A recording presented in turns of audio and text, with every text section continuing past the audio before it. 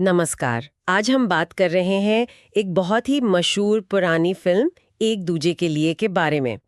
हमारे पास इसकी एक पुरानी समीक्षा है, तो चलिए देखते हैं इस विश्लेषण में क्या खास है। हाँ, नमस्कार। ये समीक्षा सिर्फ कहानी नहीं बताती, ये असल में इस पर गौर करती है कि कैसे ये फिल्म मतलब दो अलग भाषा और संस्कृति वाले प्रेमियों की कहानी थी। एक तमिल लड़का वासु और एक उत्तर भारतीय लड़की सपना। अच्छा। और कैसे उनके परिवारों का विरोध, वो जो टकराव था, वो कहानी का असली मतलब संघर्ष बनता है समीक्षा के हिसाब से। बिल्कुल। किरदारों पे भी बात हुई है इसमें। मेरा मतलब है कमल हासन और रति अग्निहोत्री। हाँ, बिल्कुल। समीक्षा में कमल हासन के अभिनय पर काफी जोर है। ये कहा गया है कि कैसे उन्होंने वासु का वो किरदार निभाया जो हिंदी नहीं जानता, पर प्यार के लिए वो भाषा सीखने को तैयार है।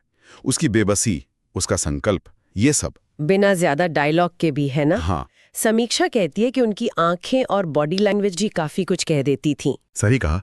समीक्षक ने इसे फिल्म की जान माना है, उनके अभिनय को। और हाँ, रति अग्निहोत्री के बारे में भी लिखा है कि कैसे सपना का किरदार वासु की दुनिया से एक जुड़ाव बनाता है। उनकी मासूमियत, उनकी हिम्मत, वो कहानी को एक संतुलन देती है। तो मतलब दोनों की केमिस्ट्री बहुत अहम थी। जी हाँ, बिल्कुल। समीक्षा मानती है कि वही केमिस्ट्री फिल्म के इमोशनल असर को बहुत बढ़ा देती है। और लेखक इसे उस जमाने के हिंदी सिनेमा के लिए काफी बोल्ड स्टेप मानते हैं। मतलब दो अलग भाषा वालों का प्यार इतनी गहराई से दिखाना। हाँ, ये बात तो है। उस समय ये काफी नया रहा होगा।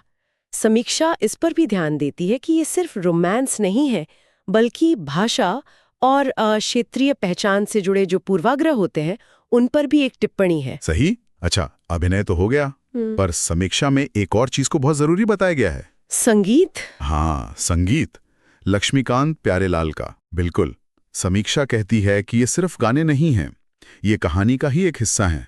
जैसे वो गाना तेरे मेरे बीच में, वो किरदारों की दूरी, उनके अनकहे जज्बात, सबको आवाज देता है। हाँ, वो गाना तो सच में आइकॉनिक है। हाँ, तो लेखक का मानना है कि गाने सिर्फ मतलब एंटरटेनमेंट के लिए नहीं थे, वो कहानी को आगे बढ़ाते थे, किरदारों की भावनाओं को और गहरा करते थे। और निर्देशन के बालाचंदर का जिक्र है। जी हाँ, निर्देशन की भी तारीफ है, लेकिन सिर्फ तकनीकी नहीं।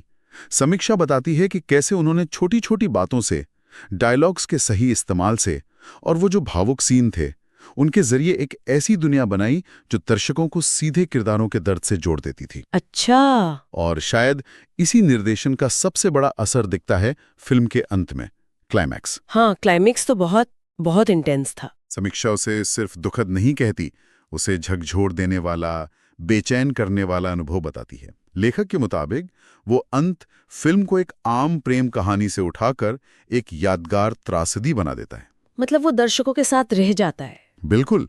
शायद ये दिखाने के लिए कि प्यार हमेशा जीतता नहीं, खासकर समाज की उन दीवारों के सामने। तो अगर हम इस पूरी समीक्षा को देखें तो कुछ खास बातें निकल कर आती हैं ना? हाँ, बिल्कुल। पहला तो वो भाषा की दीवारें तोड़ता हुआ प्यार दिखाया। दूसरा, कमल हासन का वो अभिनय जिसे समीक्षक असाधारण कह रहे हैं। हाँ, खासकर उनकी वो नॉन वर्बल एक्टिंग। तीसरा, लक्ष्मीकांत प्यारेलाल का संगीत जो कहानी में एकदम घुल मिल गया था। और चौथा, वो क्लाइमैक्स जिसने फिल्म को एक अलग ही पहचान दी। सही कहा।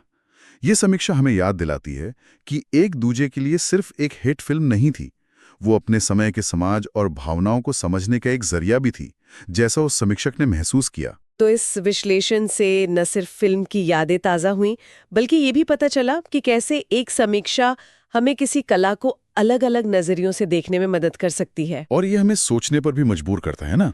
मतलब इस फिल्म को आए इतने साल हो गए, क्या आज के सिनेमा में जब अलग अलग कल्चर या भाषाओं के बीच प्यार दिखाया जाता है, तो क्या चुनौतियां बदल गई हैं?